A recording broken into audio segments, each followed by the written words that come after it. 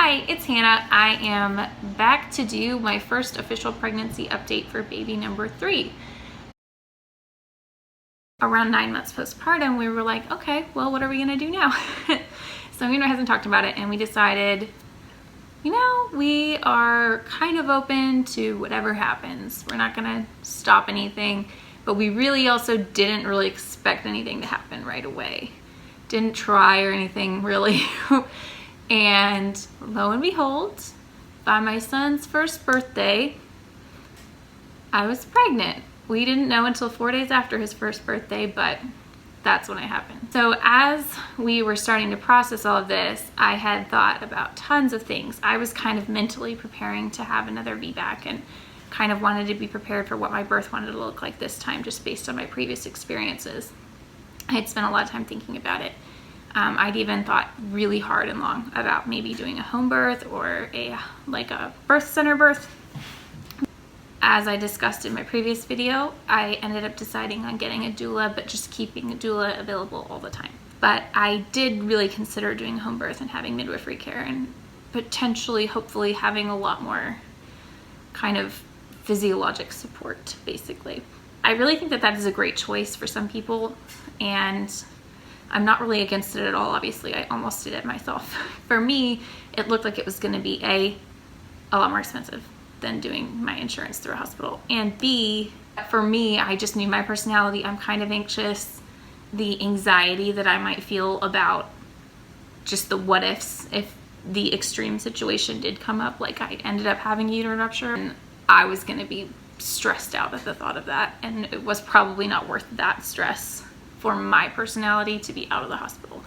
So anyway, I thought about that, but we ended up going with my same doctor, who is still fabulous. It was really about my mind. It was about me feeling peaceful going into birth, which is so important. And that's why for some people, not being in a hospital is better, because the hospital makes them stressed in the way that emergencies make me stressed. So those were all things I needed to do to prepare. I talked to my doctor, we confirmed the pregnancy. I also told him I am not gonna stress about this deadline this time. If I walk in and I'm 41 weeks, maybe then we'll take a membrane sweep, but I'm probably not gonna say yes to a C-section. How's that gonna go? It was more or less what I asked him. He was like, we can't make you. And he was just kind of, in his typical fashion, very calm about it, and didn't really make a big deal of it. Just kind of, he's pretty respectful of me making my own informed decisions, which I really love. So that kind of pulled a lot of weight off my chest, and I was feeling a lot better about this whole thing. You would think with a history of having a VBAC go just fine, you wouldn't be stressed, but in ways, you realize you have to do this every single time, because you're never not going to be considered a VBAC by the medical world again. And so you have to deal with the extra nerves and policies that come with that forever. And so I felt great, like I know I can do this, but I also felt like there's some things about this experience that I kind of like to tweak and make better this time. So that's kind of been my focus. And basically that first trimester went pretty normal. I was working part-time. I was nannying a friend's baby. I had my 2 kids. And I'd been working out really regularly from home. But once I got pregnant, I really had to pare down. My energy level was really low. I remember telling my husband multiple times, I feel like my body is wasting away. Like, that was how it felt. I just felt so exhausted. So I ended up going from like 5 or 6 workouts, 60 minutes a day, to like 3 or 4, 30 minutes, was all I could manage in the first trimester. And I was hoping it would get better for second trimester. It's kind of like, let's just wait it out. Surely I'll be better by then. So we did, and I got to 14 weeks or so. I started feeling more obvious, like, oh, I think I'm having Braxton Hicks contractions. I had some that I wondered about before that, but they were really, really, really, really light. So I wasn't sure. And then by 14 weeks or so, I was having them, and I knew it. And they were little tightenings, no big deal, but I could feel them. So basically after that, I was like, oh, I'm going to notice these a little more this time because I'm really aware of what it feels like. That was all I thought about that. But then they sort of became kind of almost repetitive throughout the day. By like 15 weeks, I felt them coming like relatively frequently, like several in an hour, which again, I was like, this is really early for me to be feeling this so much, but they weren't super tight, probably no big deal, kind of let it go. So when I hit 16 weeks, we were at a family event, and I had this episode where instead of them just being sort of, okay, for like an hour, they just kept coming and they kept getting stronger. Not to the point of being painful, but every few minutes. And then really, really strong, one of them, like not painful yet, but really tight and long. And I was just like, geez, that was a pretty intense contraction for only being 16 weeks. So I went and got my husband and told him about it. And he was like, okay, drink lots of water, lay down.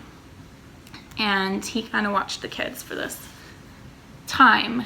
And basically my family came and prayed around me, like my mother-in-law and her sister both came and prayed for me, and I just like laid there and waited, and they did calm down when I rested. But after resting for like 30 minutes, I got up and I just was gonna very gently, not do anything hard, just see if I was fine again. But almost immediately they started back up if I stood up. So I basically was more like lounge or lay down.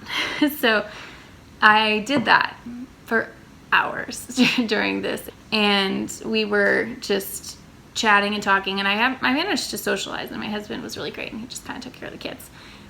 But it was a long time. I was resting for a couple of hours on the couch. Didn't have contractions, yay. As soon as I got up, boom, they were back. And they were stronger every minute that I was up. So I rushed my husband out the door because we were gathering our kids' stuff. They were getting stronger and more like close together, and I was just like, this is really weird. So that was my first contraction episode. And I rested a bunch for the next couple days. You know, didn't do much of anything, and then nothing was going on. So I did a normal day. Nothing happened. And then I thought, okay, maybe that was just a fluke. I was just too stressed or something.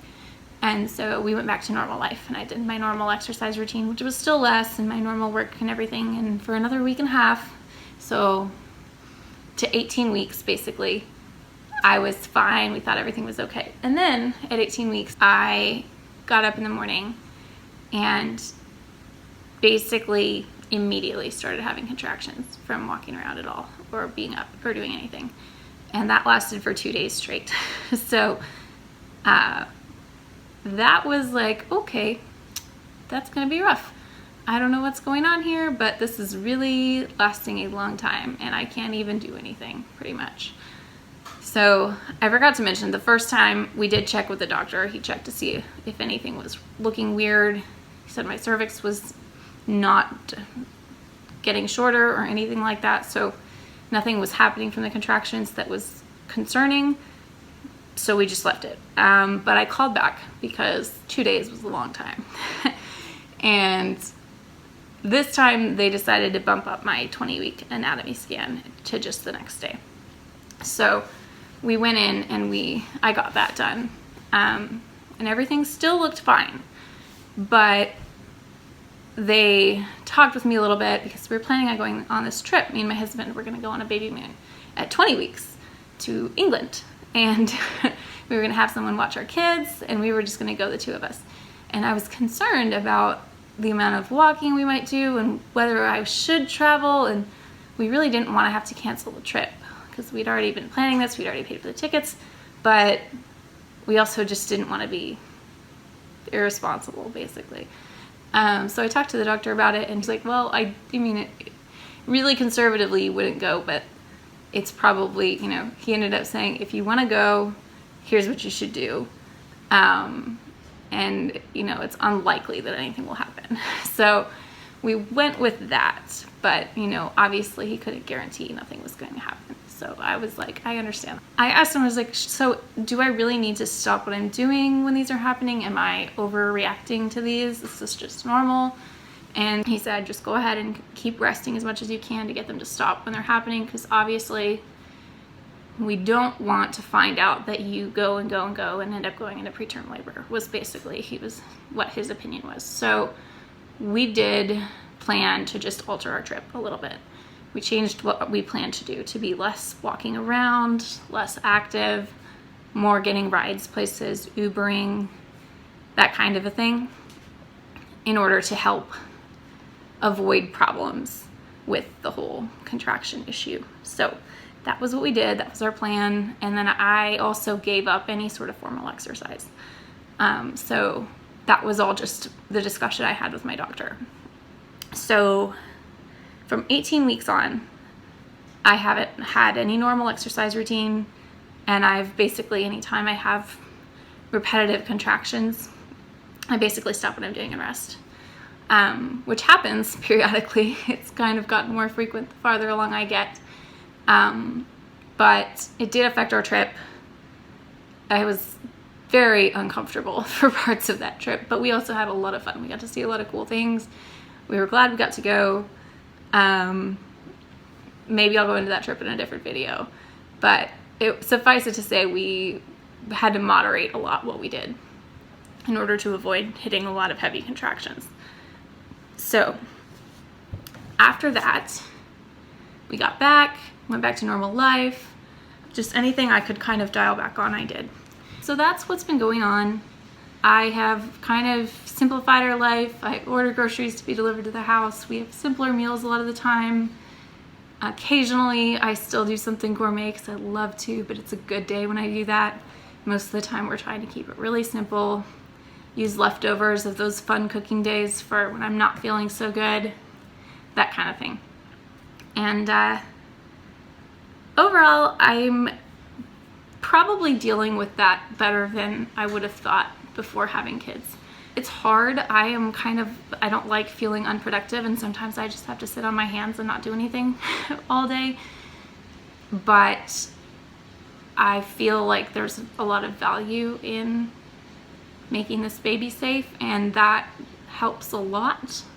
So it's okay with me that I don't get to exercise or do as much as I wanted to do nesting wise. I feel like I always want to nest and I want to organize things, and I have to really slow down and not do too much at once. But that is okay. And I've actually kind of taken that reminder to slow down and realize, like, this is a chance for me to spend some time seeking God and reading my Bible and thinking about that aspect of my life and praying over the baby and spending time with my kids that are here. They love it when I sit with them and read them an extra story or, play with them some more. So there's been some really good things about that slowing down too, because that sense of having to achieve has been taken away from me a little bit. And there's good in cleaning your house and producing and organizing and all of that. That's wonderful work. No one should feel guilty for doing that. But there has been sort of I feel like God's been leading me to just enjoy the gifts of what are present in this part of my season where I can't be as productive, by taking advantage of those peaceful moments and the chance to really engage with my kids a lot and spend a lot of time interacting with them, because I can just sit and do that. So that has been something that I forget and I start to get frustrated, but God has been reminding me to appreciate that aspect of things. It's been a harder pregnancy, but it's also been we're just so excited about this baby at the same time. So I'm just trying to remain thankful and focused on the day right in front of me. I don't know even about tomorrow anyway, so I'm going to enjoy what is good about today, and be thankful for that, and try not to dwell on what I'm not doing, because I talked to a friend once about what it means to be a Proverbs 31 woman, and this feeling of that we have to be strong because of that verse that says her arms are strong for her tasks. And I talked to her about how that was always something that I had initially felt like I wanted to be strong all the time. And I learned that, I read that again one time, and I felt God pointing me to the part where he said, for her tasks.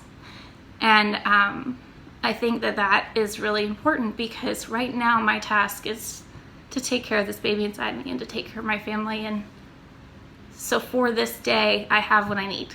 So I can enjoy what my task is today and just do that. And I will give you an update of how I'm doing after week 26 in a week. Bye.